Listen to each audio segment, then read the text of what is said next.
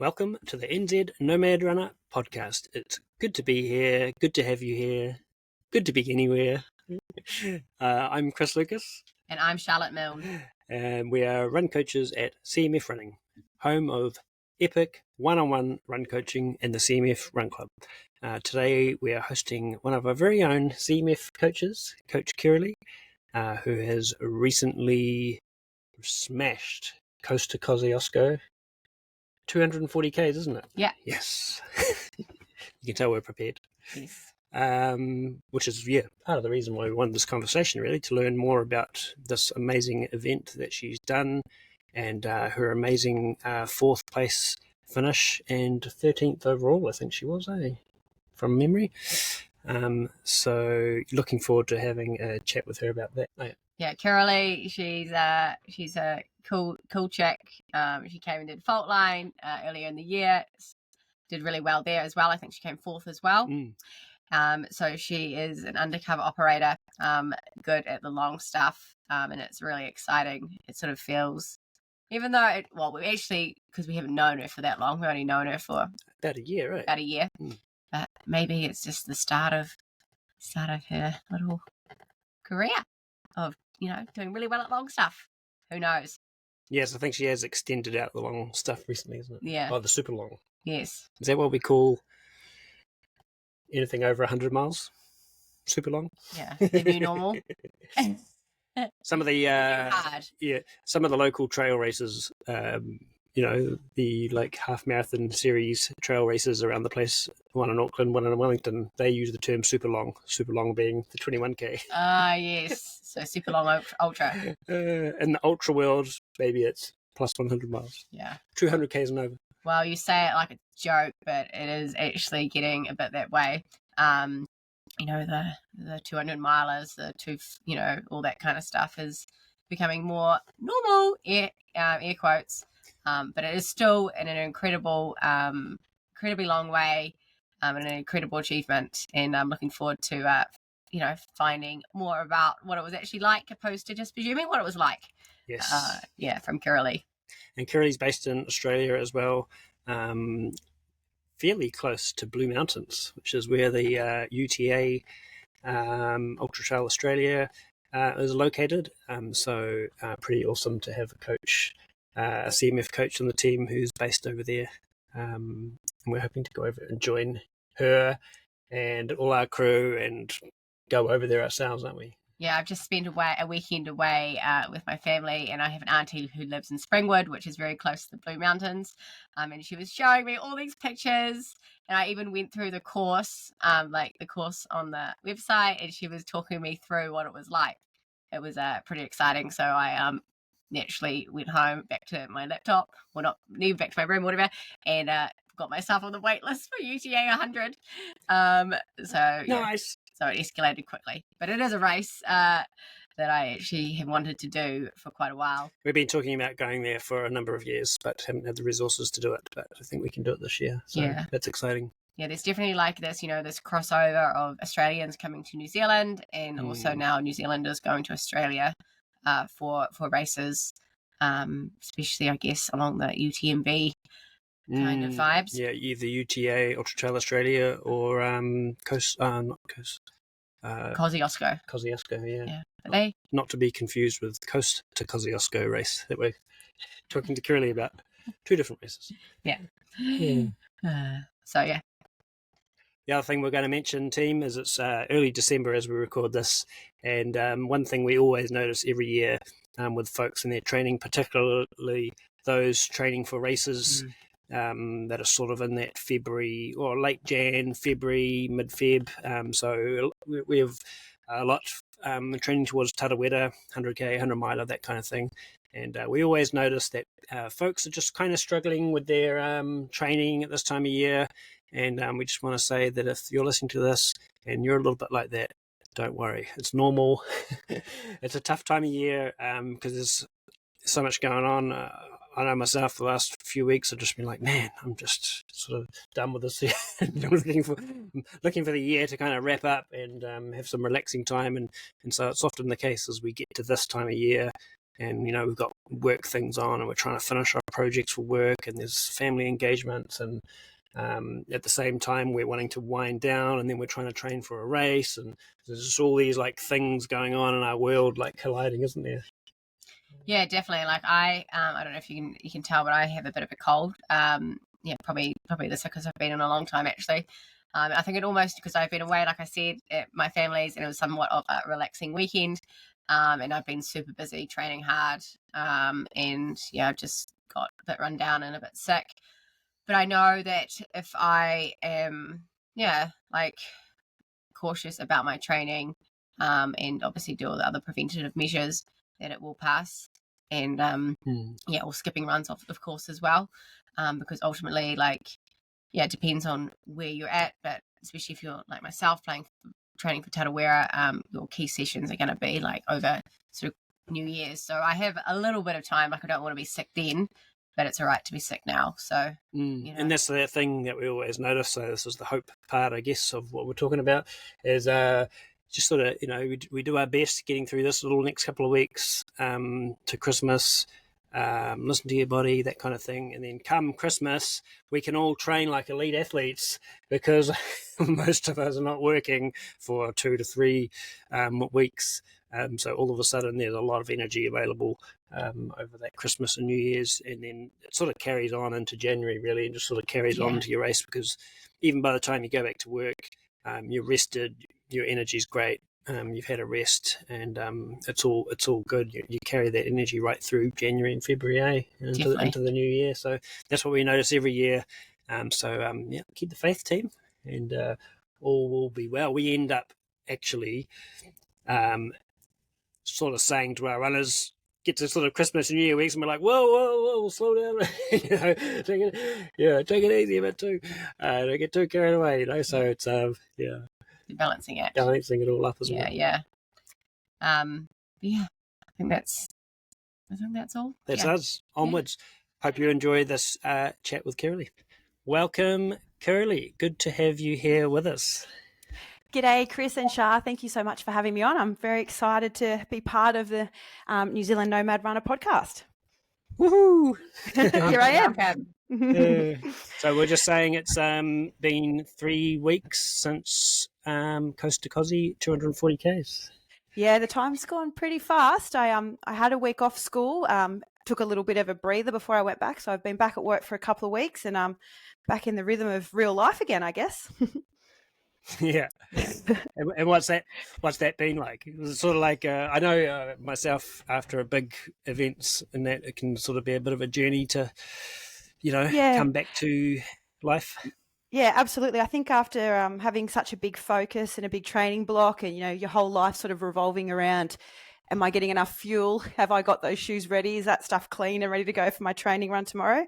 And then having that big goal and the anticipation and the crew meetings and the planning, because a lot of that comes into this event. And then when it's sort of all said and done and you drive home, it's an interesting time, I guess, to transition back to normality, and then you say to yourself, I'm never going to do anything like that ever again, and then a week later you start thinking, oh, maybe I would like to do something like that again in the future, or maybe I could recruit some friends to help me out with another big goal. But yeah, it's definitely interesting being straight back into the classroom, and little people definitely keep you very grounded. Yeah, that's cool, eh? It's like a purpose, eh? Yeah, definitely. Yeah. And now it's getting towards the end of the year, and then you get to have your school holidays. Yes, not long to go. That's right. Yeah, very cool. Some time for reflection here. Tell us a little bit about your running story, just your history. It goes back a while, eh? Yeah, I've been running for a long time. My mum has been my sort of biggest influence. As a teenager, she also sort of did half marathons and local events and things like that. And then, one thing sort of turns into the next, and you end up at Gold Coast Marathon. We chose that one. Mum had done it and my sister had done it the year before, and I went up in 2013, and we chose that one because it was nice and flat. So we were looking for the flattest marathon we could find to get it done. And then she headed over to New Zealand and did Tarawera one year, came back and said, oh, you've got to try trail running. And this is somewhere like back 2014, 15, something like that. I ended up coming over in 2016 to do Tarawera. So when I come over this year to support some friends, it'll be 10 years since I've been at Tarawera. So that's pretty exciting. That's so cool. And she said, come on over and do this thing called trail running. And I remember I went for a sort of a trail run in the local trails here and thought, wow, this is so hard. How do people run up these hills? And it was a bit too challenging. I thought, I don't know if I'm in for this. And worked pretty hard on that training block and came over and just had a ball. Just had the best experience ever with all the, the local hospitality and the amazing aid stations and the weather. It was very, very muddy that year. So we were, clawing through the mud for many miles and meeting all kinds of interesting people that are trail runners. And then, it was quite a smaller community back then, eh? It was. I think I might be wrong, but I think there was only about 300 people that did the 60K. So it used to be a 60 and 80 or an 85 and 100. That's right. And I feel like if you wanted to keep going, you could, and if you wanted to stop earlier, you could. One of our friends did the 100, and I think she had the option to stop at 60 and still get a medal. So it was very different. Right. Yeah, very different. Wow. 10 years ago, I guess. And then we had a local race called the G&W, which is a Great North Walk, and that follows the trails from Newcastle all the way to Sydney. And that was a 100K event. And back then you needed to qualify for a lot of trail events, so you couldn't just enter. And it's quite a challenging 100. And I remember I emailed the race director. His name's Dave Byrne, and he's heavily involved with the Terrigal Trotters, which are a group here on the Central Coast, and said, this is what I've done at Tarawera. This is what I'm doing at the moment. Do you think I'd qualify? And I got the email back, we'll see you in September. So it was pretty exciting. And it kind of, after you do your first 100, you kind of think, okay, what's next? So I did that again the following year, and 2017. So that was the year I turned 30. So I took myself up to Cairns and did 3 marathons in 3 days, which was a really special event up there. For my 30th birthday, took myself up there. It was all trail marathons. Awesome. And I sort of had met some people along the way. So Mel, who was my crew chief at Kosci 240km, one of my crew chiefs, I met her around that time too, and we did a lot of training together. So she was kind of my main training partner, and we're still really good friends. But I didn't have a really big sort of running community around me. Mel was kind of my main training partner, and we did a lot of trail running, a lot of discovering together. Lots of working things out, thinking about nutrition. And we weren't the fastest in the race. We knew we could get sort of to the first checkpoint and bank an hour, and get to the next checkpoint and bank another half an hour before the cutoff. So we were definitely beginners. But we did the 100K of G&W twice, and then in 2018, we said, well, let's do the 100 miles. So the Great North Walk used to have a 100K and a 100 mile. Cool. And the 100 mile is actually 175 kilometres. So you get a little bit extra. They say, honest. Yeah, that's right. So it's like 100 miles plus GST. So a little bit extra. Yes. Yeah. So, we trained a lot for that together. And I did another race here, Port Macquarie, called the Elephant Trail 50. And that's a really challenging 50K as well. And I reached out to a coach that I also used this year for Kosci 240km. So back in 2018, when we did the 100 miler, Tim from the Distance Collective was my coach. And then he worked with me to train me up for that 100 miler. And that was a incredible experience. Mel and I didn't see each other much on the course, but we ended up finishing within a couple of minutes of each other. She had a much stronger back half of that race. So that was a really big achievement. Almost broke me, I guess. It took me 35 hours to do that 100 miler or 175 Ks back then. And I had very limited, so I only had my mum and my partner to crew and pace me. So it was a really big job for them.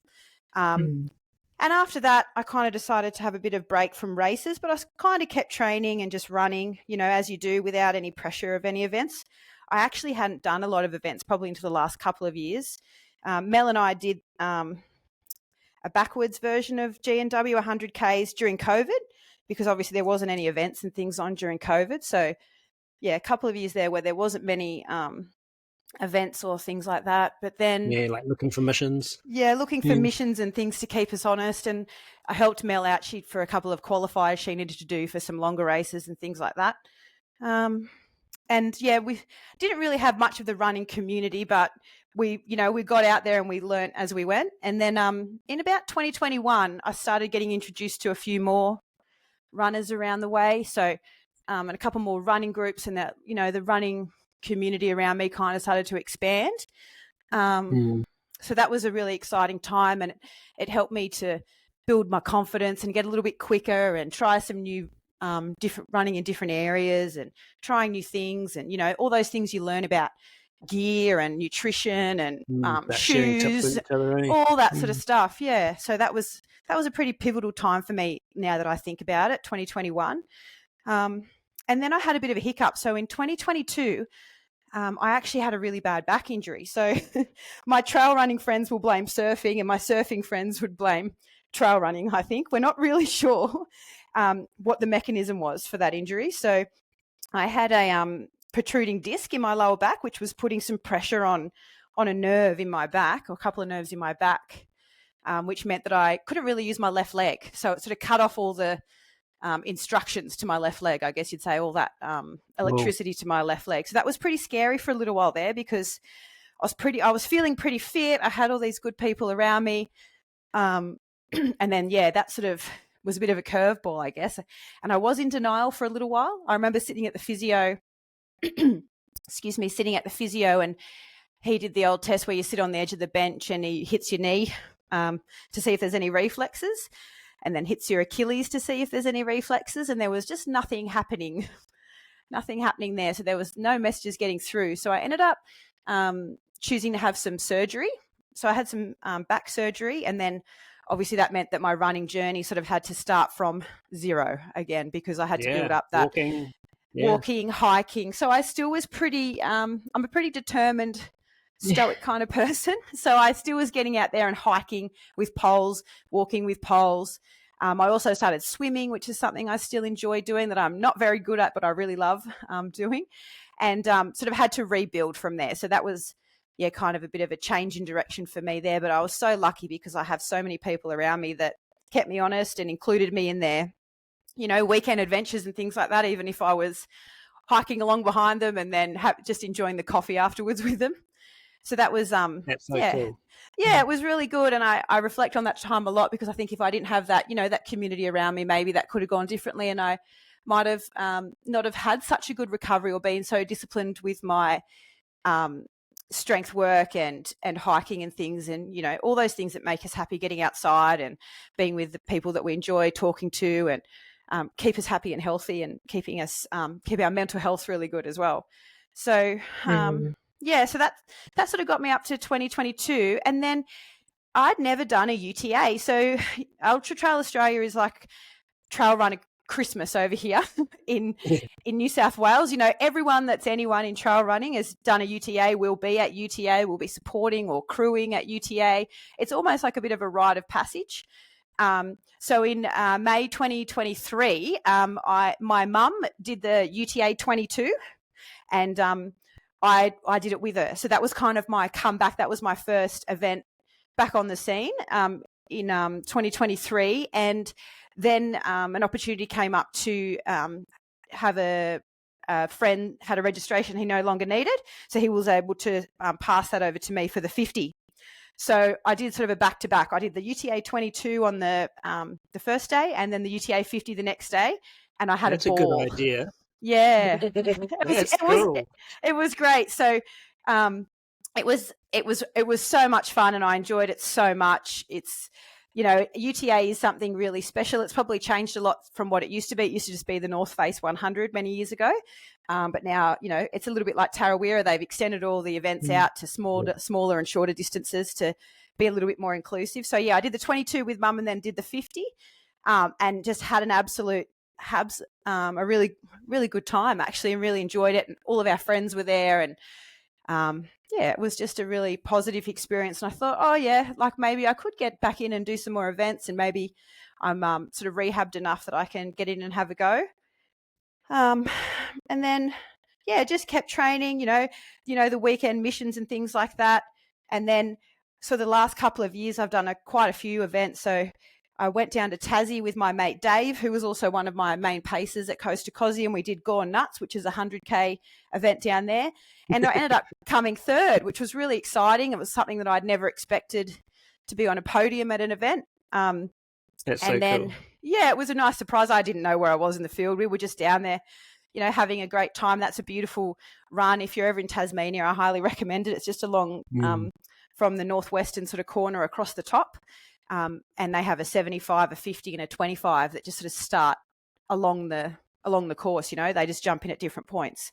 And they also have a relay as well. So, yeah, we did that together. And then this was kind of like a return to the big stuff for me, I guess. I remember talking to a lady I was running early in Gone Nuts, and she said, oh, what event, as you do, what events have you done and things like that. And I sort of said to her, well, this is my first one back, in about 4 years. I'm not really sure if I'll even finish. Like, I don't even really know if I can still do this anymore. And then, ended up having a really great day and a really successful run. And that one, then I sort of turned into what's next after that. In July, I headed up to Brisbane and did the Guzzler, which is a really, is a bit of a beast, of a course. It has sort of 4,800 metres of elevation, and it's about 110 Ks. And that was a big day out. Took my mum and my friend Mel up there. Mel did 50 as well, and Mum was my main crew person, as she usually is. She's pretty much been to every race that I've ever done, I think, every event. It's so cool. Then we did a local event called Ironwood, which is like a lap event. Kind of sounds a bit like your Blue Lake event that you guys had recently. You just do sort of as many laps as you can. There's a 12. They also have a relay and a 12 and a 24-hour event, and I did the solo 12-hour event that year. We'd done the relay event previous years with the crew, and I ended up taking out the first place for the 12-hour event, and that was only about a month after the Guzzler, so that was a nice adventure as well. Yeah, and in the meantime, a couple of really cool legends. Matt Pilley, who's been to Coast to Kosci 3 times, has been on the podium 3 times, and another runner, Steph Austin, who are locals. Steph just ran Ultra Trail Kosci last weekend, and she was the first female by about 2 or 2.5 hours. So they're both local here. They started, and Tom Scott, who he's another local legend. They started a running group called the Nutters, the Newcastle Ultra Trail Endurance Runners, and invited me to be a part of that. And that kind of started to take my running to another level again, because they're all really high-end top runners, and all really generous, kind people who are really, they organise a lot of runs, and they're also really happy to, share information and tips and things like that. We'll probably talk about Matt Pilley and his help with me with Coast to Kosci a bit later, but, that kind of took my running to the next point again. I remember I went on a run with them, and they were miles in front of me the whole time, but it was just really nice to feel invited and included in that, and to be out there having a go with them. So that was kind of like the next sort of step, I guess, the next group that I was included in. And then I guess this year we know that I met you guys when I came over to do the Fault Line Miler in April, and that was a really great day out for me. I hadn't done obviously smashed the Fault Line. Yeah, I hadn't done a miler for a very long time, and I wasn't really sure, the unknown as well, and a course that I obviously didn't know, but I found you guys through watching your YouTube videos of the course recce's and all of those things, and joined the Fault Line Miler training group and things like that. And then I also sort of had in the back of my head that that maybe I would like to do Coast to Kosci one day, and to qualify for Coast to Kosci, you need to have done a 100-mile event and a 100K event in the last 12 months. And Matt Pilley, that I was referring to earlier, Dave, who was my main pacer, had been with Matt Pilley's crew last year and paced with Matt Pilley, and he came back from Coast to Kosci and said, yep, this is your kind of event, and really gave me that last little push in the right direction to consider Everyone's it. So conspiring against you to get you to this race. That's right. That's exactly right. And then, so the Fault Line was, a challenge on its own, but I didn't put any pressure on that at all. But I did think perhaps, that would give me that qualifier as well if I was able to finish it, and I decided to put my hat in the ring for Coast to Kosci. So I guess that's more of a history of my events that I've done rather than my running history, but you can see how I've sort of been around for a while, I guess, and one thing's kind of turned into the next. Bigger and better. And it's nice that you shared about like your off period that you had as well. Yeah. And Yeah, and just like, because it doesn't always have to be the next thing, and it's okay Yeah. for us to have little down periods, Yeah. different seasons of life, and That's right. yeah. And even early on, I know I was saying to you guys earlier, when I did my first hundreds, I probably wouldn't run. They were in September, and I probably wouldn't run again until the new year after that. So it wasn't like I was always doing sort of back-to-back things. It was kind of the annual. I guess it's like your ATP, and you just have that one thing on there, and you just start building back up towards it again. But yeah. So it's only been sort of since I've returned from my back injury, end of 2022, that I've been participating in a lot more events. I used to sort of be, well, I still am the runner that likes to just get out there and go on weekend missions rather than always be fronting up at events. I actually sort of just entered a few events this year just to have more practice of actually being on the start line and having a go. So I have done some smaller events this year as well, like Sydney Trail Half Marathon. That was at night time, so that was really good fun. Barralow Bush Run, which is in the Blue Mountains, that was the 30K run. And then a whole big massive crew of us went up to Rumble in the Jungle, which is up in Coffs Harbour, in August, and I did a 50K there, and they've got lots of different distances too. So that was a bit of a I think there was probably 10 or 12 of us that went up to have a run up there. So that was really good fun too. And just gave me a little bit more practice of being on the start line, because that's not something that I've done a lot of, I'm not a big event kind of person. I'd rather just go out and enjoy the bush. I have to say as well, the event names that you guys have are just off my own. What have we had so far? We had the Guzzler, Rumble in the Jungle, Rumble in the Jungle. What was the Tasmania one? Gone Nuts. Oh, Gone Nuts. And Elephant. What was the Tassie one? Yeah, Tassie was Gone Nuts. The Guzzler, Ironwood, Elephant, the Elephant Trail, funny names. Some good I ones. think what makes it slightly funnier is the Australian accent as well. Yeah, it must be tricky. I've sort of, Like, I went down to Tasmania and did Gone Nuts. Like, that's a real Australian that name. That sounds like fun. Nuts. Yeah. And you're in the run club, Nipses, Yeah, absolutely. That's right. Yeah. We also have another squad of mates, and we're the Creepy Servo Trail Bandits. Oh, yeah, I really so that.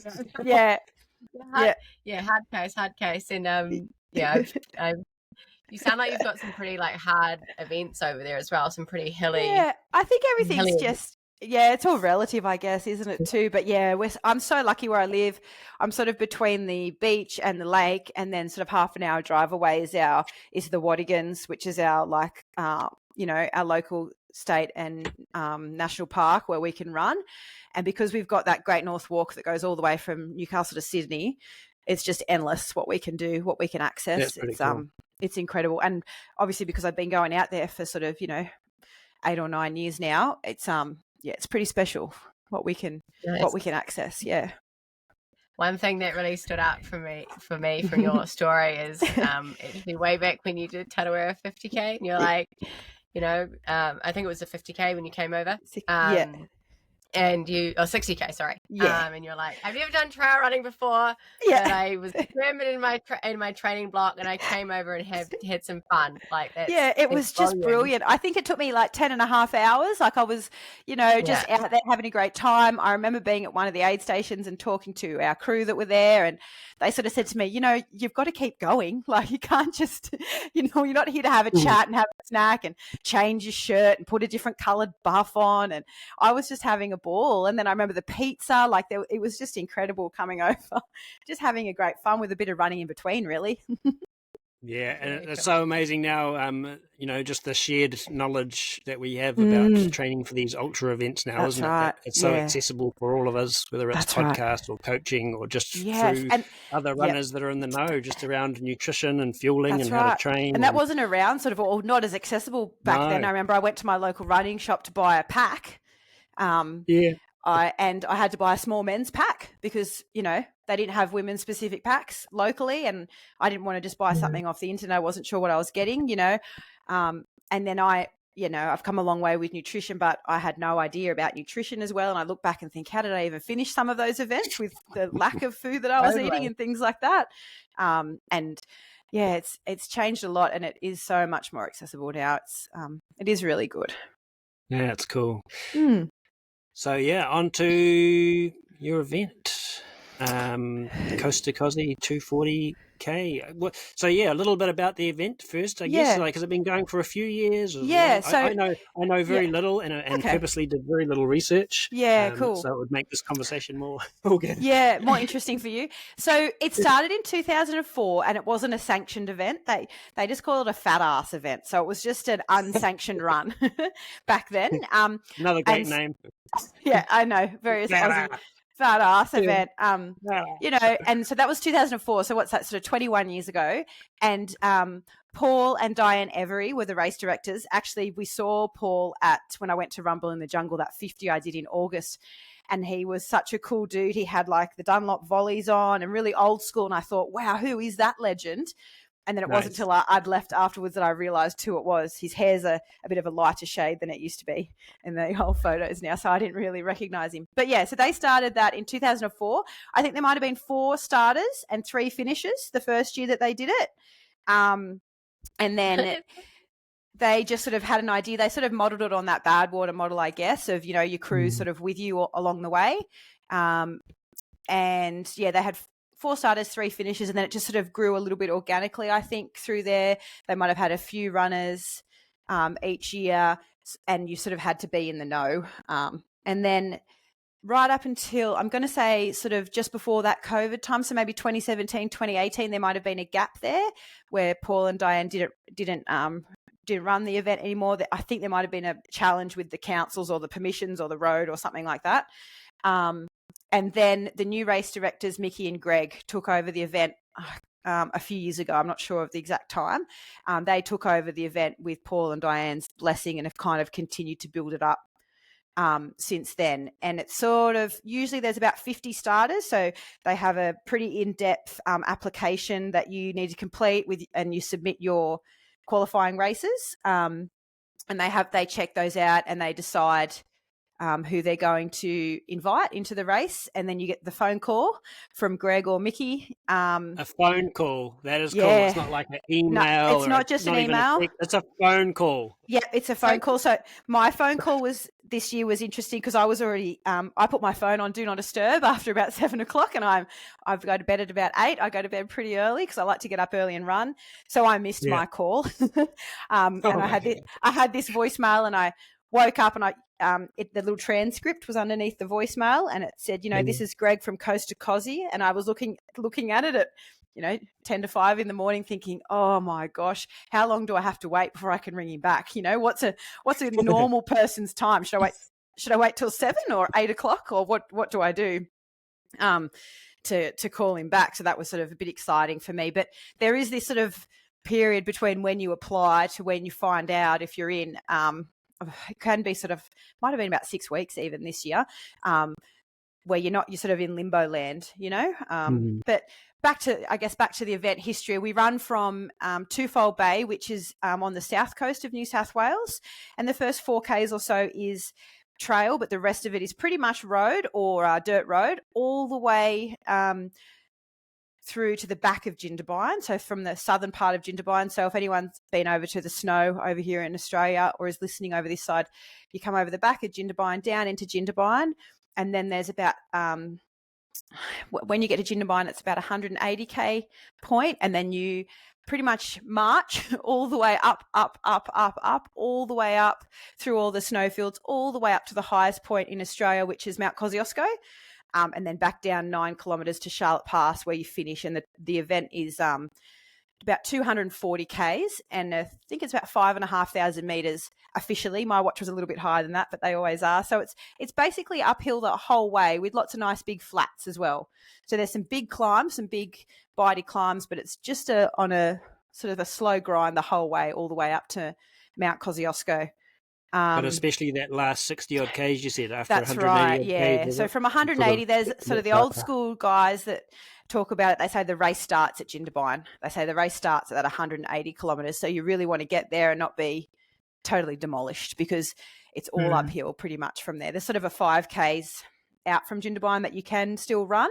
That's sort of ups and downs, but after that it's pretty much uphill all the way. If you can imagine, driving up to the snowfields, all the way up, pretty much uphill the whole way. Yeah, just hiking, hiking. Running, yeah, exactly. Running Slow pole jogging. to pole. Yeah, that's the one. Yeah.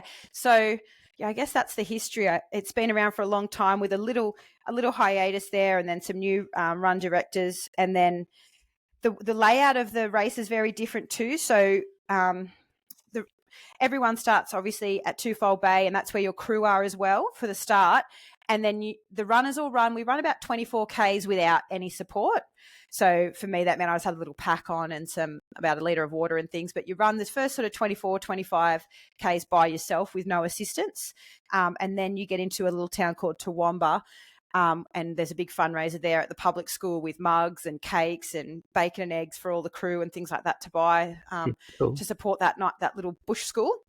And then after the 24K mark, you're allowed to see your crew as often as you like. So they are in a car, and most runners sort of see their crew at 5K intervals. Sometimes you might be a bit longer, a bit shorter, depending on how you're feeling or what the terrain is like and the hills and things. But in that way, it's very different because your crew are a really key piece of this race. This is not a race that you could travel to by yourself and complete. You must have your crew there to support you. And there's lots of rules and things, and you attend a few webinars beforehand as well as the race briefing to keep the runners safe. But also it makes it a really achievable in a different way because you've got that accountability of your crew. And you also see everyone else's crew as well, especially probably from that 25 to 70K mark. Everyone's just bunny hopping each other the whole way, and you get really used to seeing the same crews. And it also keeps you really accountable because, you want to be running when other people drive past. You don't want to be walking. You want to keep that movement, look really strong when all these other cars are driving past you all the time. That's right. It's not like being out in an ultra where, you're out by yourself for 3 or 4 or 5 hours and no one else can see you. So yeah, it's a really different race in that way because your crew they're your lifeline. They're your key to achieving a finish in this race. Make it challenging in its own way too, couldn't it? Having the crew there all the time. It is, sometimes you might want to break from them. It's like, well, I was actually 10 Ks up the road this time. Yes, I don't want to see you guys for a while. And shout out to my coach here, Tim, at the Distance Collective, because I did send him an email about that, Chris. I did say, I'm really worried. How am I going to put up with having to talk to people the whole time? I love running by myself, and I love those long, slow runs out in the bush or on the road where you don't, you can sort out all those thoughts in your head and work out, solve all the world's problems. And I thought, how am I going to have to talk to people every 40, 50, an hour, have to interact with people? But I was so lucky, and I've got some great people around me, and my crew, Chiefs Mel and Kate, they had everything sorted. That was a big challenge for me to hand over a lot of the organisation and things like that. I got the basics right. I had to, prepare everything and write checklists and handbooks and expected time and all those things, fuel, nutrition. But then once I'd done that and we'd had a meeting a couple of weeks out, I could hand over that to them. And I was so lucky. I had 7 people in my crew, which is just incredible. But it also then had its own challenges for, people having a rest, people going back to, I had some accommodation booked for them at Jindabyne, people wanting to come out and pace and, having the right people in the car at the right time, because the crew can only change over at the checkpoints, the official checkpoints that you go through. So they're sort of 25, 30, 40 Ks apart. So you sort of have to pre-plan, where you're going to be at different points and have the right people in the car ready to go. And then other people needed to go back to Jindabyne, and that was their opportunity to have a rest and, lots of moving parts, I guess. So that was really special for me to be able to hand that sort of cognitive load over to Mel and to Kate, and they did a stellar job. They were incredible. I was amazed at the end, thinking, I don't even know half the things that have gone on this weekend. I only had to run. My job was, my job's easy: left foot, right foot, have a snack. That's all I had to do. It's incredible when you've got the right people that want to be part of it around you. It can be really, really good fun. Yeah, and having that relationship with Mel as well, like you mentioned, and knowing each other and have her crew before and run with her, you just know each other so well too. So that would really help too, wouldn't it? Yeah, I sort of had a bit of a low point about 90 Ks, and I was not ready to quit, but I just was feeling a bit flustered and overwhelmed. And it was so good because Mel just came over to me and calmed me down and talked to me about my mantras, and just that brings you back to earth, brought me back to earth for a moment. And that's all I needed, and then I was off again and I was all good. So yeah, it's not always just about running, is it? It's, they say like a miler is a life in a day. I don't know what 240 Ks is, but it's pretty, there's some big ups and big downs and some big challenges, but it's such a special time. That's so cool. So Yeah, I guess take us through your race day, Okay. however you want to. Really, Okay. It's, loving hearing all about this. This is so Okay. cool. Yeah. Okay. We travelled down on the Wednesday. Anthony and I, my partner and I, travelled down on the Wednesday. It's about an 8-hour drive from where we are, and my crew all went down. Most of my crew went down that day as well, and we stayed in a caravan park, which is at Twofold Bay, and that's where most of the runners. It's really interesting seeing everyone arrive. You can tell who's turning up. The people that live there permanently, and then the other tourists and things that were there, and then you see all these 4-wheel drives arrive with all these tubs and things hanging out, and these runners going for like we take over this little tiny town. So yeah, we travelled down on the Wednesday, and then on the the Wednesday night they had a race briefing webinar. So whether you're there or not, obviously you can access it because it's on the webinar. And they said they'd checked the course. Everything was looking, really good. A couple of years ago, they had to change the course a little bit because of some landslides and things. So the course was looking really good. It was going to be the original course, but they did mention that there had been some storms predicted as well. So if the weather is no good at the top of Mount Kosciuszko, if it's too dangerous for that last 18 Ks, 9 Ks up and 9 Ks back down, they do an inclement weather finish where you stop at Charlotte's Pass. So some years no one's gone up to Mount Kosciuszko. Some years maybe the front runners that get up there early on Saturday morning would get to go and have a full finish, and then everyone else would be stopped if the weather deteriorated. So we were all hoping that weather would pass and that we would get the full Coast to Kosci experience. But that was part of the race briefing that, we've always got to keep each other safe and we'll see what happens. So that was always sort of in the back of my head a little bit, because I thought, I've come all this way, and I'm sure that's how everybody else feels as well. Done all this work. I've dragged all these people down here. And something else that's really unique to this race is that you can have everyone come with you to the summit. So from dusk on the Friday night, you're allowed to have a pacer. You also have a pacer earlier in the race, but we'll talk about that. You're allowed to have a pacer with you, for pretty much the rest of the event, but then you're allowed to have everyone come with you for the summit, as long as they've got all the mandatory gear. So in my case, that meant that I really wanted 7 people to come with me to the summit. That was, drag my mum up there, all my friends that had stayed up all night, everyone, let's go and have this amazing experience and get a photo at the summit. So I really wanted to summit. So that was sort of in the back of my head. And then on the Thursday, you go, you shake out, run and enjoy a nice big brekkie and a coffee and things. And then they have the race registration in the afternoon. And the race registration is it's very different to any other one that you've ever been to. So there's people walking around with their green Akubras on, which shows you that they finished Coast to Kosci before. Everyone kind of seems to know everybody. There's Coast to Kosci legends that have done it. They've got 6 or 8 or 10 pins in their Akubra. Some people are enjoying a beer. Anyone that's anyone in Aussie trail running that's been a part of the Coast to Kosci journey is there. So it's really special. And you check in. You have to get some instructions about some signage to attach to your car.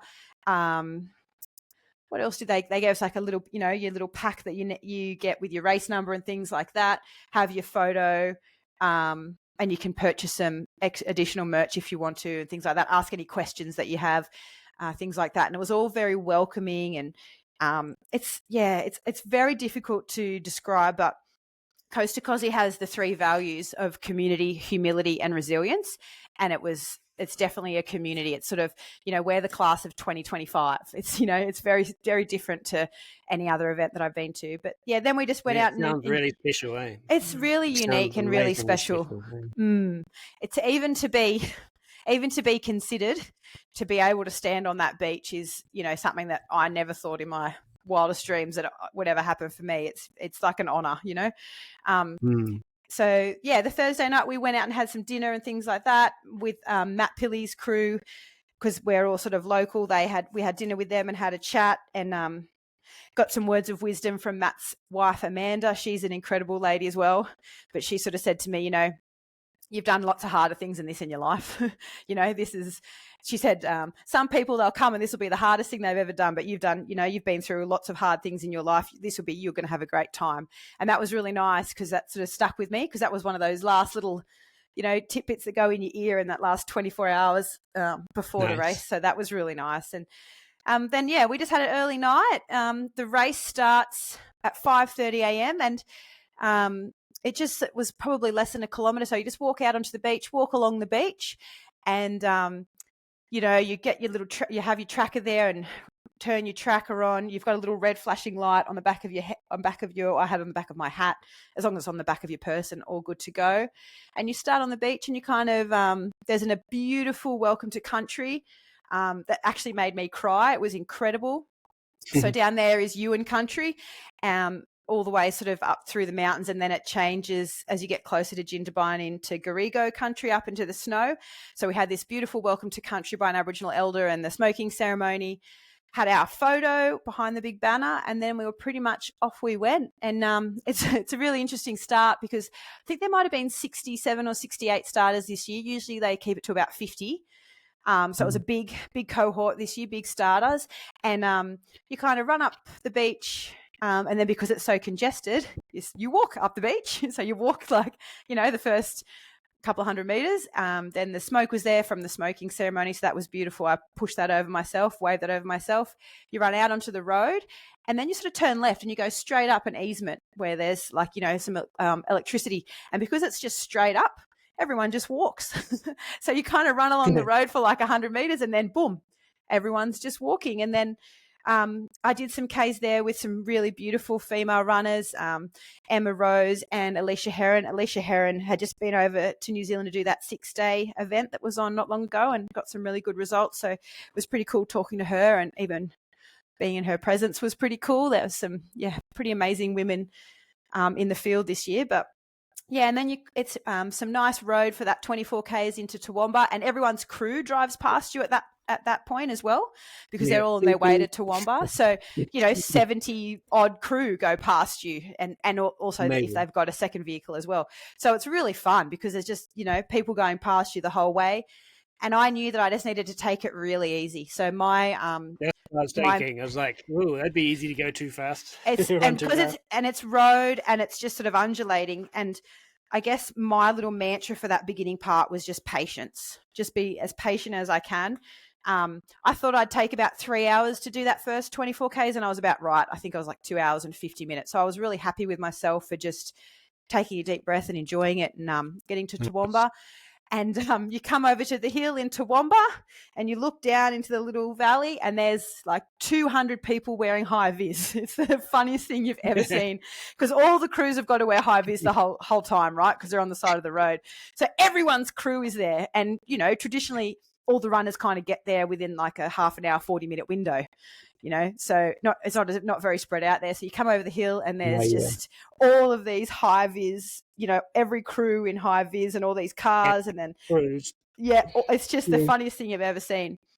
And then we just kind of got into a rhythm. So my crew helped me slip my pack off, and I put a waistband on, because I've got the support of the crew. I don't need to carry, you know, any mandatory gear, which is obviously really different to previous ultras that I've done as well. And then you just get into that rhythm of 5K stops, and keep eating and drinking. And, you know, I sort of had a 500 ml bottle with me most of the time, and I'd drink what I could and then give it back to them, and they'd keep a note of it along the way. And it was beautiful, cool weather. So I was able to keep lots of food down, and that was my plan too. You know, we're all very different with our nutrition, but for me, I knew that the longer that I could keep that nutrition up, the better experience I would have as well. I'm sort of, sometimes I get to the end of races and I've kind of lost my focus on that a little bit. I think that's probably a pretty common experience. Definitely. As you get tired and, you know, over it. But I had so many options. I'd tried like so many different types of foods, and that was, I wanted to try really hard to hold on to that for as long as I could. So that was really enjoyable. It was amazing weather. 2 years ago, it was raining. Last year, it was really, really hot. So we were kind of ready for anything. We had the ice bandanas ready. I'd done a heat acclimation protocol. We had I had a box with all 4 different raincoats in it, so I could swap them out if it rained the whole time. We thought of everything that could happen. Every option. I feel like I'd maybe had most of those things covered.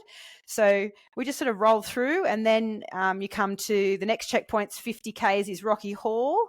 So saw my crew there again, and I was still running about what I had on my plan. So everything was just kind of chugging along really nicely. And then, talking to different runners, learning about their cool experiences. I met a couple of guys, and I'd been watching their YouTube videos from over the years from different coast to Kosci's. I worked out there was some guys there that I went to high school with that were crewing another runner. It was really funny, all these people that pop up, but it was a really fun experience because, like I said, it's hard to explain, but the other crews are just bunny hopping you the whole time. So you get really used to seeing the same people, and they're also supportive and g'day, how you going? Do you need anything? And yeah, I was just really enjoying myself. And then 70 Ks. So after Rocky Hall, there's a big climb called Big Jack, about 57 Ks, and that's sort of 6 Ks straight uphill. So you must have a pacer for that section. So my mate Dave jumped out with me, and our plan was just to walk and to get some solid food in for that section. I just had a coffee a little bit earlier than that too, so I was feeling pretty good. I had a bit of a caffeine headache, I think, because I hadn't had a coffee before the race, so I've learnt that lesson. And then, so I had Dave pace me up the hill, Big Jack, and we just hiked up that. I did a lot of hiking repeats in my training, so I just kind of fell into that rhythm, I guess. Got some food in, and we passed a couple of teams on that hike, which surprised me because I sort of always think hiking's a bit of my area for opportunity, shall we say. And I didn't really realize that I was starting to tick past some runners. I had told my crew that I didn't want to know where I was in the field until I got to Jindabyne. So it wasn't important to me. My goal was always to finish Coast to Kosci. To get to the start line, to me, was a big achievement.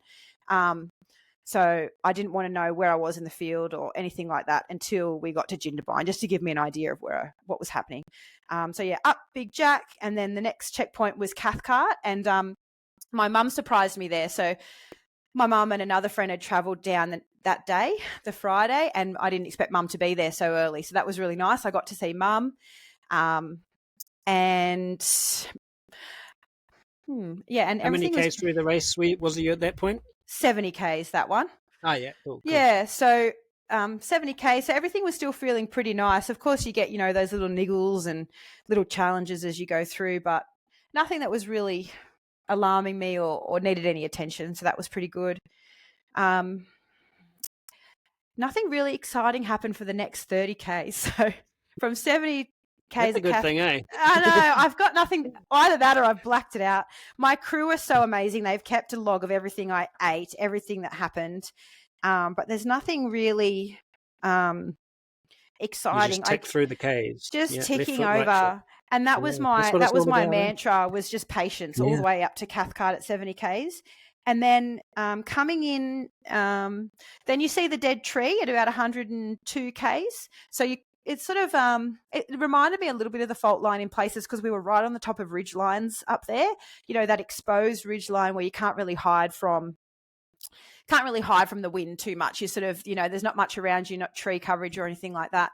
And the dead tree is a bit of a tradition. I'm not sure how it started, but it's sort of 102 K. So I guess it's around that 100 K mark. So traditionally everyone sort of gets a photo with the dead tree. It's like that first landmark that you're sort of starting to tick things over, I guess. And then down into checkpoint 4, which was at about 106 Ks. And that's where we hit the Snowy River Way. So you need to put your high vis on and things like that. And it's tar road, and it's a highway that's not used as much. It's not a busy highway, but it is like a main arterial road. And it wasn't long after that I think I got to about 115 Ks before Dave jumped out, my main pacer. So I sort of had a bit of a sit on the back of the ute. I didn't really sit down much. That was my goal, was to just keep moving. I didn't really want to sit and, get the chair out and lose 10, 20, how time just seems to dissolve when you're sitting in a chair at a checkpoint. So I just sat there and I was feeling a bit overwhelmed and a bit flustered. I guess you get to that point and you still think I'm not even halfway yet. Like and a good chunk of hours through the day is probably in the evening by then. That's right. Yeah, it's starting to get dark. Dave jumped out with me, and straight away I felt so much better. Dave and I have done so much training together that it just felt like, we're just going on a long run together. So that was brilliant. He had this really calming presence. Straight up, I just felt very comfortable. Obviously, it's getting dark and you're on a highway, and as a girl as well, I think I was feeling a little bit like, when you're not carrying any mandatory gear. I didn't have a light or anything. There's no service on your phone, things like that. So it was really good. Dave jumped out, and we ran all the way to Dalgety, which is about 150 k's, just under. So we had a great time looking at the stars, playing lots of loud music. The crew were really funny, and so that was Anthony and Matt. We're at that point, we're crewing, and my friend Mel, and it was kind of going into the night, playing some loud music, getting a bit silly. They were probably drinking some energy drinks and things like that and having a nice time. So that was really high vibe. It was good fun. Yeah. And then I suddenly crew on the night job.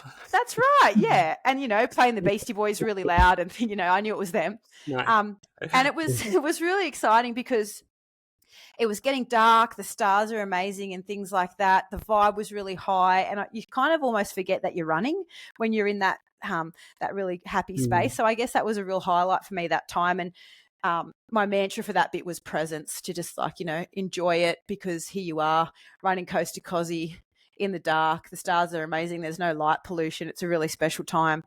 I forgot. I was going to say something else good then. Anyway, so yeah, that was a really fun time. And we got into Dalgety at 12:30, so just after midnight, which is about what I thought I sort of had on my plan as well. So I wasn't really aware of, where I was or if I was keeping track of time or anything. I had my watch just set on heart rate and pace, so I didn't really flick through and notice where I was up to. And then so then my crew changed over a little bit, and my friend Matt jumped out to pace me, and he paced me all the way to Jindabyne, which was really enjoyable. And then I sort of realised that we weren't really seeing many other crew cars anymore all of a sudden. It had been spread out. Yeah, so spread out. So you kind of get used to seeing the same cars, and then all of a sudden we weren't really seeing any cars. And then there's a big climb at the 100-mile point at 162 k's. So it's called Beloka, and you have to have a pacer for that section as well, which I had Matt with me anyway. And we kept thinking, is this it? Is this it? And we'd go up a little hill in the dark. Is this it? Is it coming yet? And then it was like still about 5 k's away, and we hit it, and we thought, oh yeah, this is definitely it. This is a big climb. So that was at the 100-mile mark. And then I did have some challenges then with some blisters popping and things like that. So usually that's something that I would just push through. But for this distance, I knew that I needed to, if anything like that popped up, to just sort of deal with it on the spot. I've got time. I've got the facilities, my crew's right there. So we stopped and did a bit of foot maintenance. And Pseudo Cream was the winner of this one. So nappy rash cream for babies, which is pretty much just zinc and some oils and things. That really helped with chafe and also with blisters. So my feet are in pretty good shape actually for how far they've run. Anthony was cooking the chafe as well. Yeah, cream. Absolutely. Amazing. Something's taken me 10 years to work that out, but here we are. Yeah. Anthony had a air fryer that he was using that plugged into the battery in the car. We had a fridge and a freezer in the car and an air fryer. So he was cooking all kinds of, potatoes and pizzas and things for the crew. So they were having a really nice time. I think the air fryer was probably the most important part of the kit for the crew. I think that good idea. That's a good tip for people if they're going to do this big stuff. Have a little air fryer. It was pretty funny.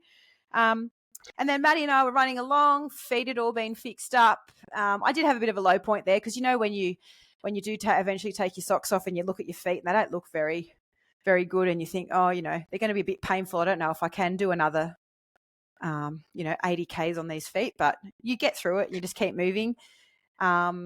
And then you sort of come over the top of Baloka and you look down and you can see Jindabyne and you can see the lights. So that was a really nice moment for me as well. That would have been sort of 2 o'clock, 3 o'clock in the morning. You can see those lights and that really motivates you to sort of run down. And it's almost like a 9K downhill into Jindabyne. So That's nice. if you can still run at that point, which I could, I was really proud that I could still run. That was a nice, a down's always nice. I do enjoy the downs more than I enjoy the ups. So down into Jindabyne, and my crew were all there. Anthony had made a coffee, and there was a bagel. And I said, guys, I'm just going to have 5 minutes. So I just sat on the edge of the Amarok,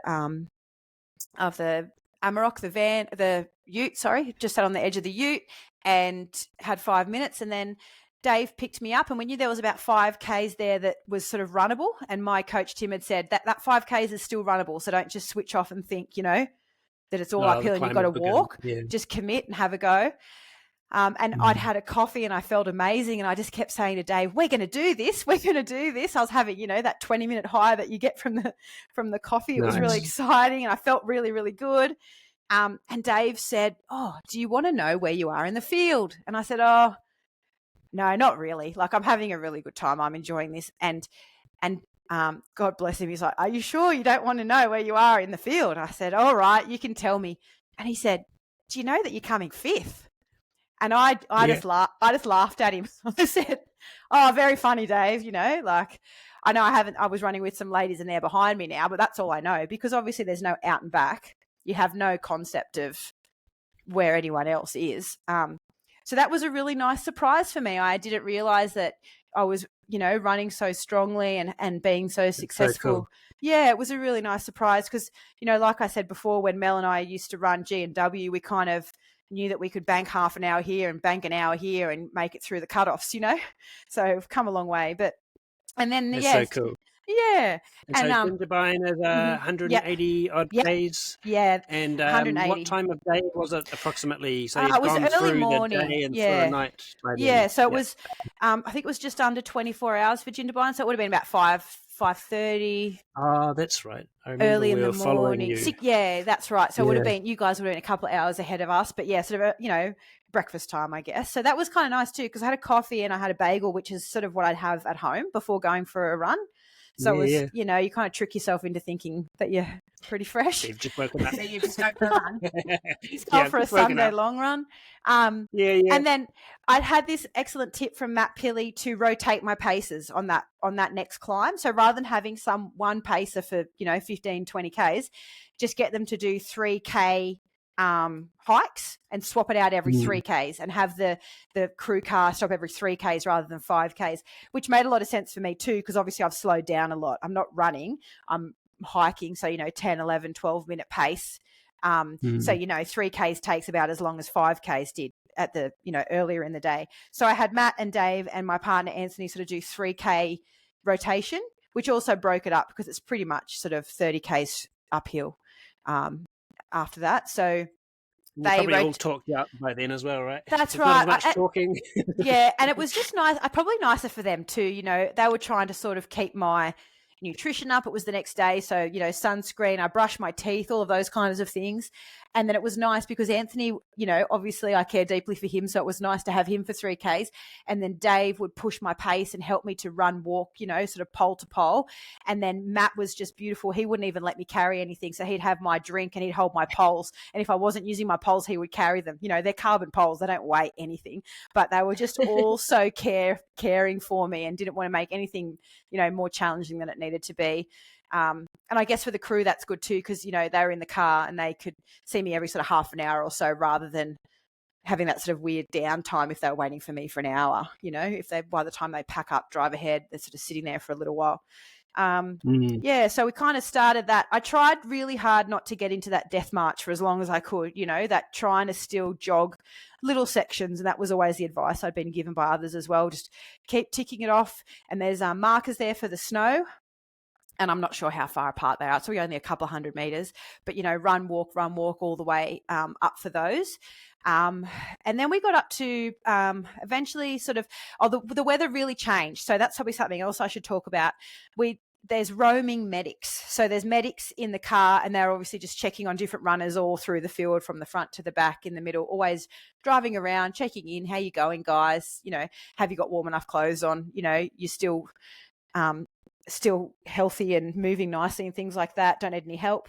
So they're always checking in with us. And some medics had driven past and stopped to talk to me as I was hiking up, and they said, "Oh, just to let you know, the summit's closed, so you probably won't be summiting."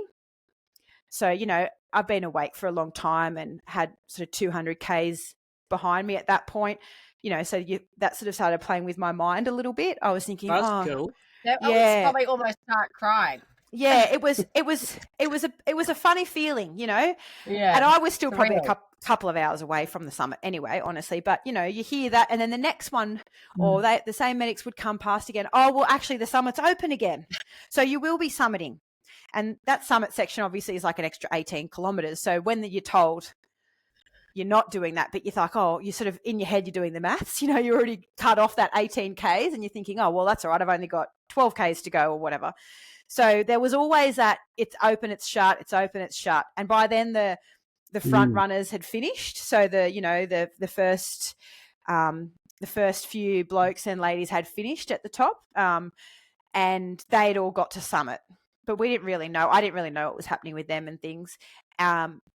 And yeah, so we're just sort of moving along, trying to still keep some food in. I was still eating and drinking. They were throwing some different types of things at me to keep it interesting. I'd bought 10 different flavors of bottles of Powerade from the service station, just because I thought I'll just put every different flavor in there that I can. And that actually worked really well, because we didn't touch them. And then right at the end, it just kept changing things up, kept something different to try that I wouldn't usually have. And then I got to Perisher. So Perisher is at 213 Ks, and my mum was there ready to do some pacing with me. So that was really exciting. And cool. By that time, Matt Pilley's crew had driven back down past, because you've got to obviously drive back down to Jindabyne.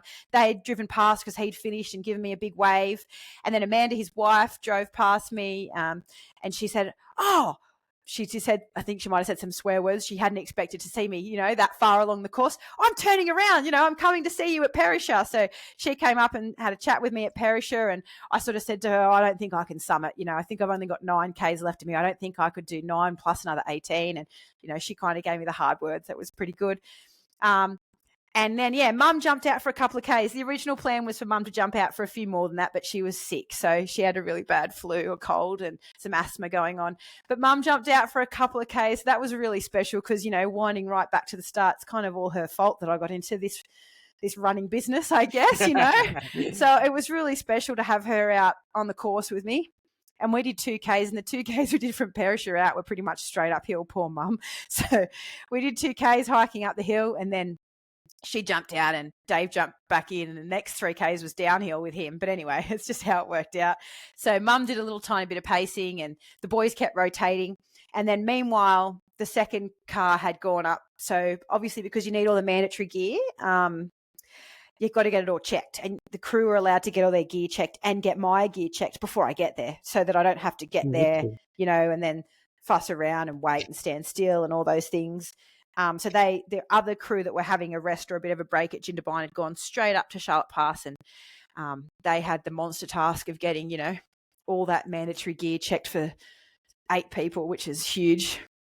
And you need everything, you need all your waterproof pants and your thermals and your poles and your lights and everything, because obviously it's the highest peak in Australia. So as we were about to find out, anything can happen. Any weather pattern can happen up there. So sort of 9 Ks from Perisher up to Charlotte Pass. So Charlotte Pass is about 222 Ks. Got there, and it's really interesting. There's cars parked everywhere, and that's obviously the finish line as well. So it's interesting in the fact that you have to go past the finish line and then still do a summit and then come back to the finish line. So then we get into Charlotte's Pass, and my crew are all there. They've all got their gear on, ready to go. And Kate and Mel pretty much just stripped my clothes off and put all my waterproof pants on, my thermal top. I don't think I had a raincoat on at that point, but obviously they were carrying it for me. And I'm thinking, what is going on here? Like, why? I have never in a million years put my waterproof pants on. You know, you always carry them, but you never think I'm going to need to use them. There's also a bathroom there. So I remember I went into the bathroom, the ladies took me into the bathroom. And then while I was there, I thought, I'll just have a bit of a cheeky look on my Garmin, you know, I'll flick down and see how many hours, like, where am I at? Like, I had no idea. And it said just over 31 hours. And I thought, what? Because my goal, Chris, had always been like 40 hours. Because I thought, if I can do 40 hours, that means that it's one whole day and night and one whole day and then sort of sunset of the second night. And then my crew will get to go home and go to bed because there's a presentation and a brekkie the next day. So I thought, if I can finish by 9:30 on the Saturday night, which is about 40 hours, that would be great. You know, that was sort of my A goal. You know, all these things are unknown. And I said to my crew, oh, we're only at 31 hours. I've got 9 hours to do the summit. And they were just like, yeah, righto, mate, let's go. Like, stop it. You've been a bit silly. I was a little bit silly at that point, but I think I was still doing all the right things. I feel like I was still making sense and I was still eating and drinking and things like that. I had my legs ached, like a deep ache in my legs, but not pain. So we were doing pretty well. I was still moving. And then we headed off for the summit. So I headed off with the whole squad. So seven supporters. We headed off, and the first sort of 4Ks to the summit is pretty flat. So it's sort of like a wide fire trail, you know, that a car can drive on. And we actually saw a car driving on it later after the poor weather, but it's pretty flat. And I thought, hey, I can still sort of jog here. So, you know, it wasn't warp speed jogging, but it was, you know, sort of shuffling along. Yeah, shuffling, we'll call it, chugging along for a little while there, sort of run, walk, and getting a little bit more food in and things like that. I still didn't have to carry anything, so I still had my high vis and my race number and my red flashing light, but I didn't have any gear. My crew were amazing and they carried that for me. They're allowed to meal for you in this race. And then we kind of kept shuffling along, and then I noticed that my mum and Christy, my other friend, sort of had dropped back a little bit. And then we shuffle. And then my other friend Mel decided that she would drop off a little bit. And then we got to, there's a little emergency shelter there called Siemens Hut. And we could, the whole time that we were hiking up from Jindabyne, basically we could see black clouds and we could see lightning. So, you know, for that 4 or 5 hours all the way up, we could see lightning and dark clouds and hear the storms and things. And lots of people were running to this shelter, and there were some local like mountain bike riders and some other runners and their crews and things all going into this shelter. And I said, what's going on? I was like, what's going on? And it was sort of, I think it was the boys and Kate and myself, and Mel was not far behind us. And I sort of said, how serious is this? Like, I've just walked this whole way, 30 Ks up this hill. I don't really want to stop, you know, I don't want to spend time sitting in a shelter. And there are stories of previous races where people, you know, get to that point and then sit there for 2 hours and wait for the weather to pass and then have to get an inclement finish anyway. You know, there's all different, you know, everyone's probably got a tale about their finish. So we went in there, and it was lucky we did, because it was probably the most horrific storm that I've ever been a part of. We were in this hut and the windows were smashed out by the hail. We had to shut the wooden shutters, and then part of the roof came off and the hail was coming in through the roof. What? So it was pretty crazy. And the did roof, not know this. Yeah, the roof actually, part of the roof blew off and ended up like, I don't know, 500 meters away. It was pretty scary. So oh my God, we were in there, and I was feeling a little bit shocky, I guess, at that point. There's a photo of me and my eyes are like dinner plates, you know. I'm like, what is going on?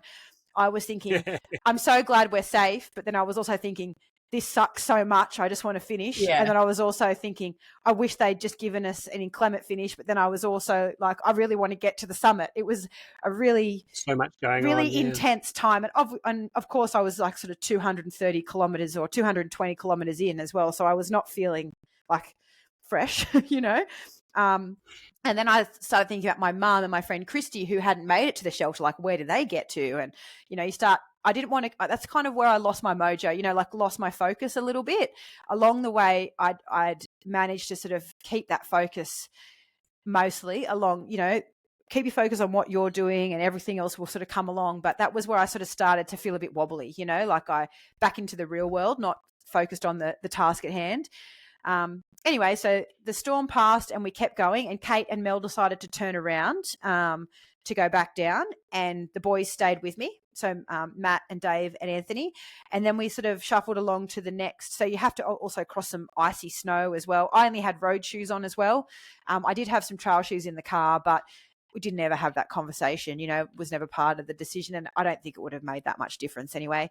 And then there's sort of a set of, just before the summit, there's another like a big building that's like a set of toilets, like an amenities block. And I don't really know why. I can't remember. We sort of headed in there for a while too, and it was packed out, because there's hikers and tourists and families and runners and, all different kinds of people, were accessing the summit that day. And we kind of stood in there for a minute, and then I was like, what are we doing? Like, why are we standing in here? What's happening? And then I said, let's just go and do it. Let's just go and do this summit. In the meantime, we had contact with the race directors and stuff, and they'd sort of said, wait for the storm to pass, and then you still need to summit to get your full finish. So then we hiked up to the summit, and it was crazy. So it was so windy that the photos and the videos, we almost look like we're walking sideways, and we had to cross ice. The boys, I think Dave and Anthony both took a bit of a slide in the ice.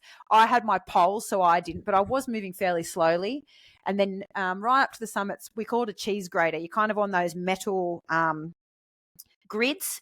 The pathway is like a metal grid, so you have to walk on that anyway. You can't run. Not that I was up for running at that point. And we touched the can at the top, and we kind of just hid behind it to hide from the weather for a second. And there's a photo of us there that see, I still had my wits about me because I still got my phone out and gave it to Anthony to take a photo. So I was still thinking about some important things in the world. And then we have this photo where we're all kind of just like lying against the can, and I was talking to a mate, Tom Scott, the day after, and he said, it looks like I'm one of those dead bodies on Everest and the boys are just propping me up.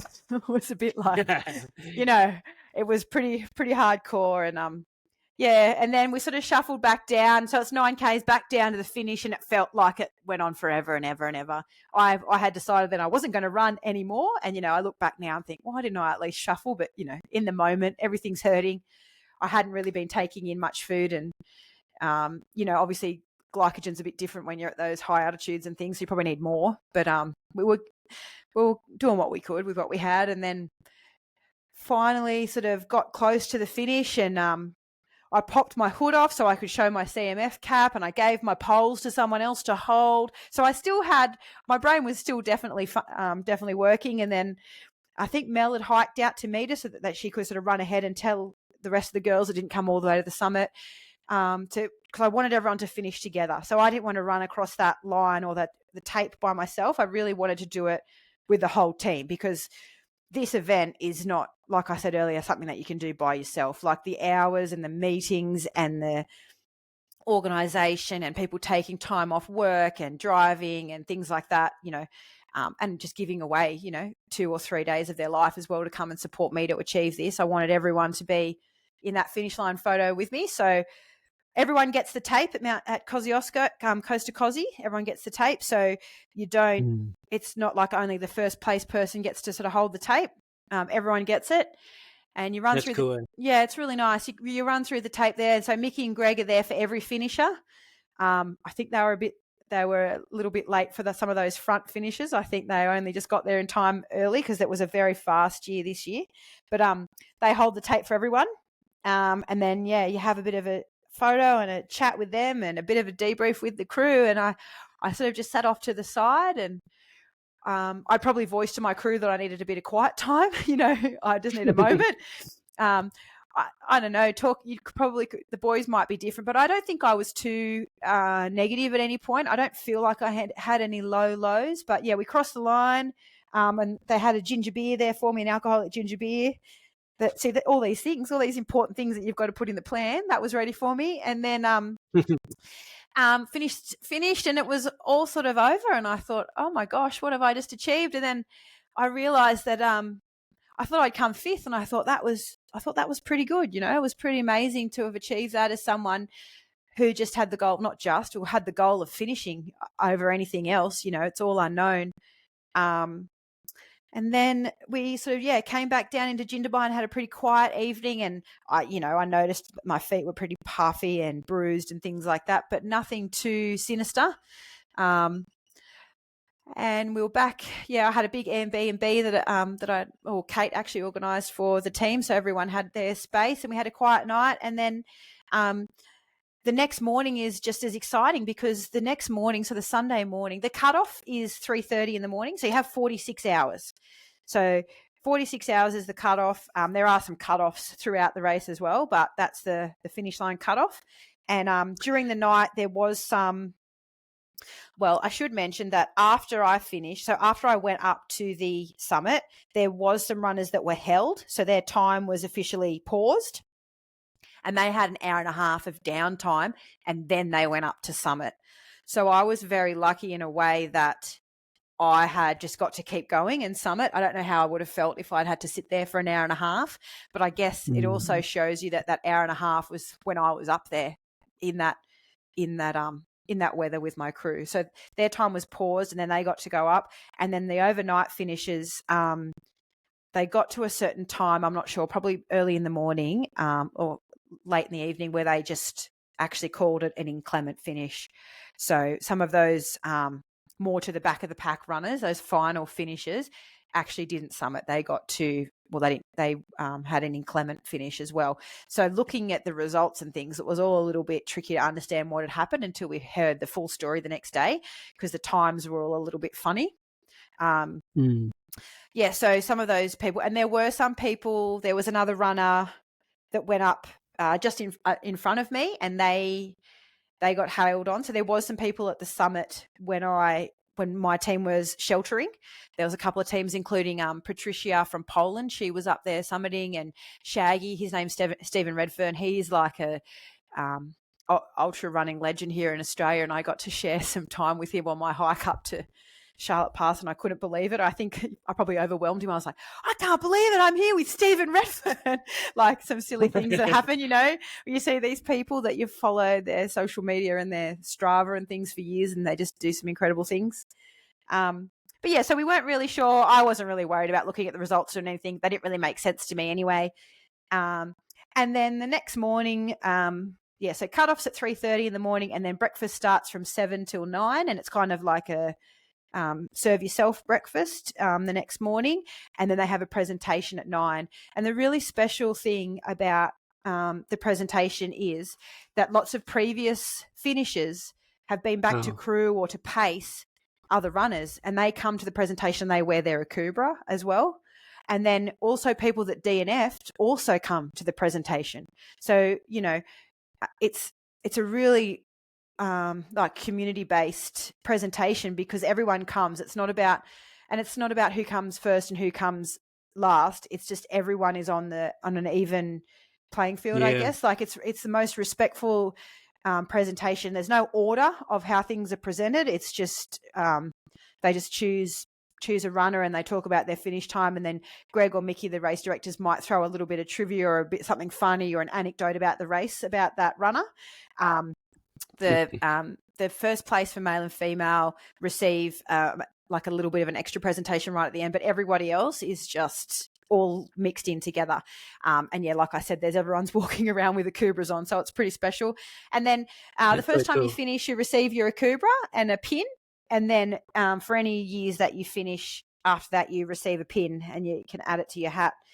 So it's a little bit of a different presentation. You don't sort of receive a medal or a belt buckle or anything like that. You get this keepsake that is functional, I guess, is your Akubra. I don't know if I'll get to use mine maybe on playground duty or something like that. I'm not really sure when I'll get to wear it, but it's something pretty special, I guess.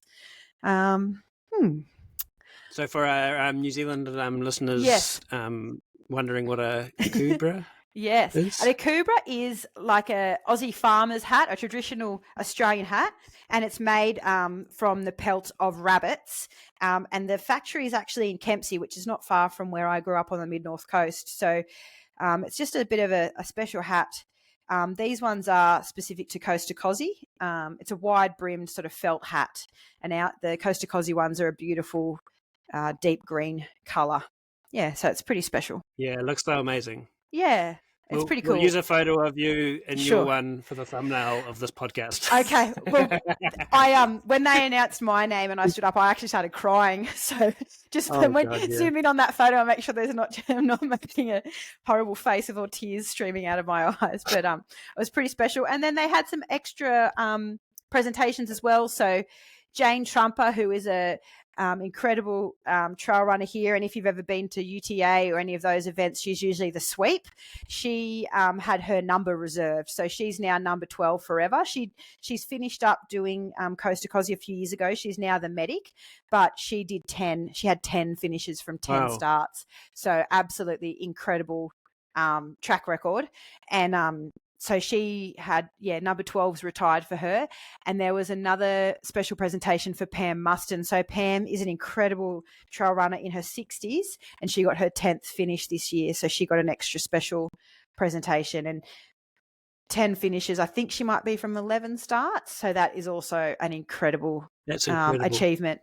And it was really cool. Pam's speech was very, very inspiring. She was talking about don't underestimate women and don't underestimate women in our 60s because we can do incredible things. So it was really nice for my crew and myself to hear that as well. It's always a bit special when there's, incredible achievements are honoured in that way. So that was really nice. It just sounds like a very special community vibe there. It is. It's been built around that event. Yeah, it's. I think keeping it small as well adds to that. Think so. This year, this year there was almost 70 runners. However, I think traditionally it's been about 50.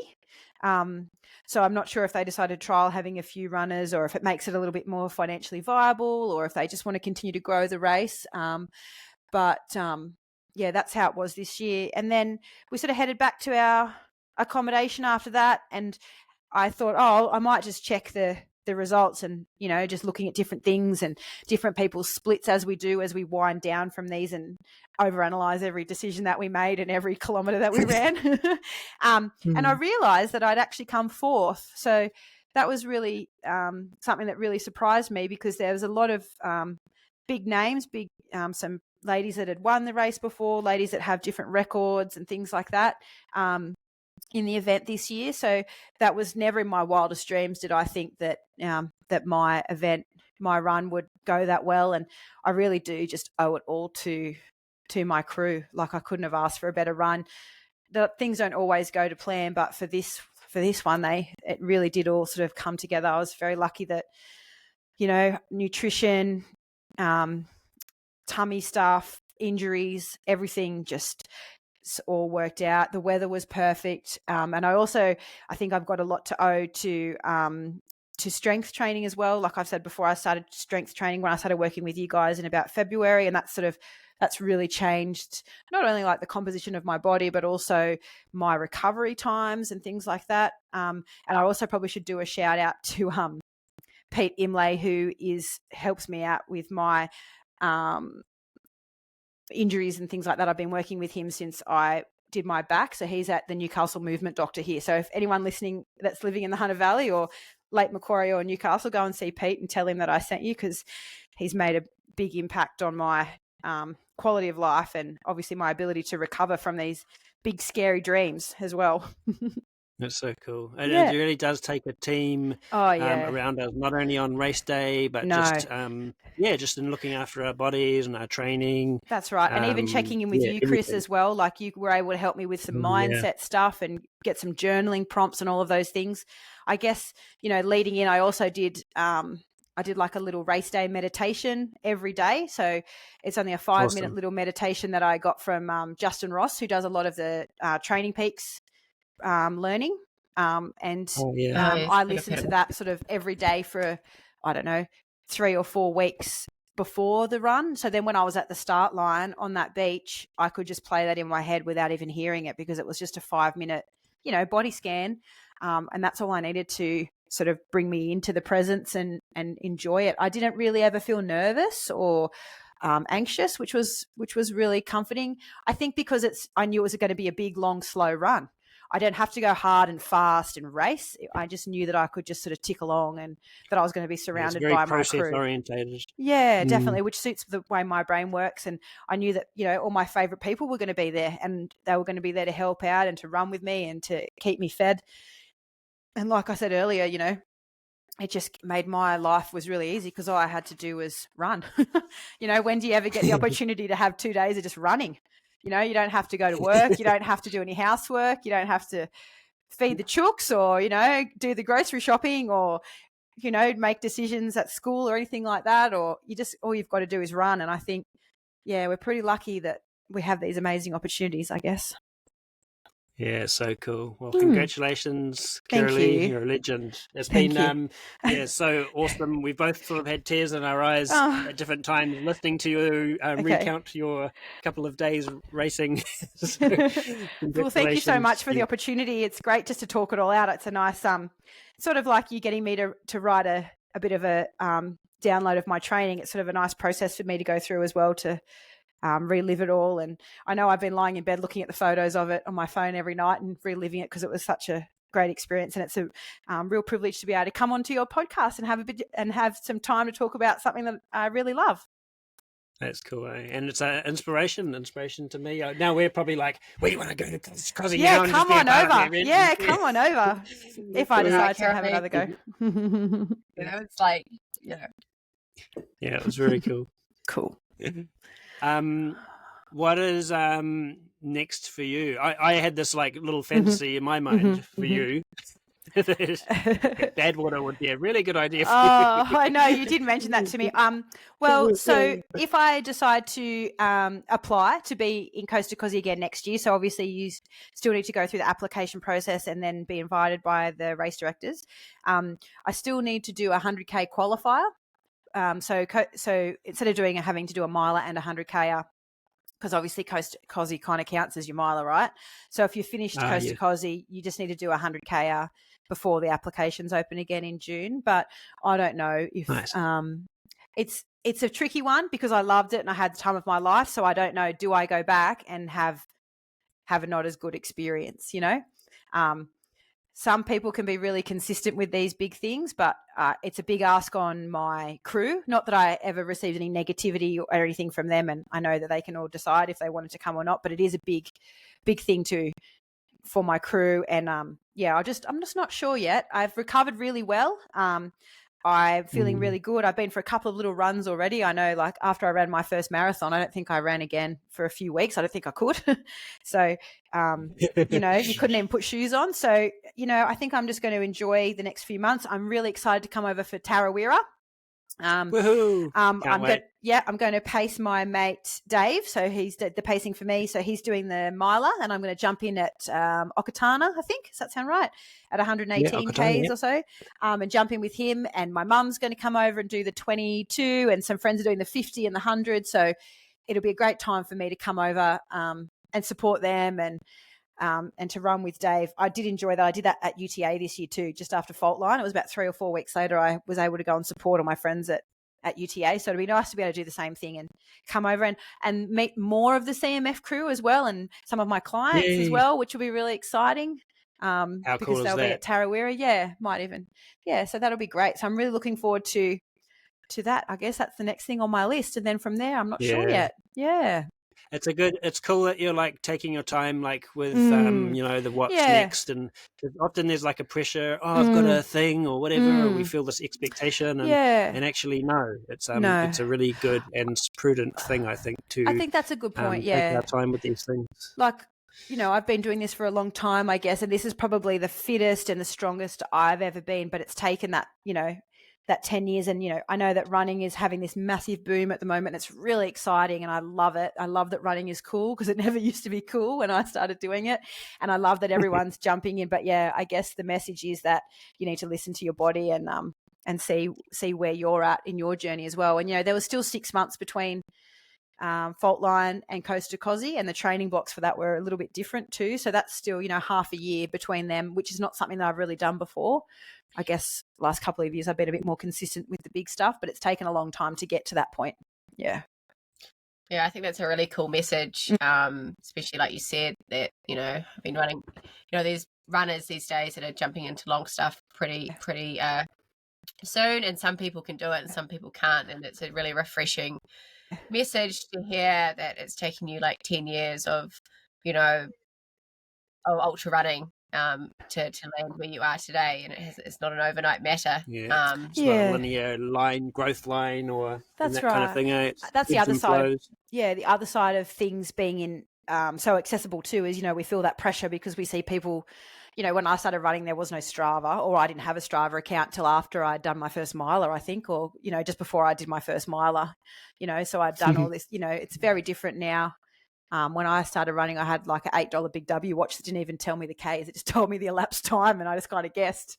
There's a lot more pressure on people now when they can compare themselves to others and things like that. But, I guess the message is that you can do these amazing things, but it does take time, and you need to have the right people around you as well. For sure, yeah. It sounds like you've got such an amazing crew, family, around you. Support system, and, your natural skills of being quite organised, I think, is plays a big. I think a lot of runners are. But does help in the scenario like this. So it's you're very, very inspiring, Kirrilly, and it's been like awesome to hear more of your story. Thank you so much for the opportunity. Yeah, I feel like I probably went on a little bit too long, but that's okay. It's all part of the fun. Nah, it's awesome. Thank you so much, my friend. Thank you, Chris and Char.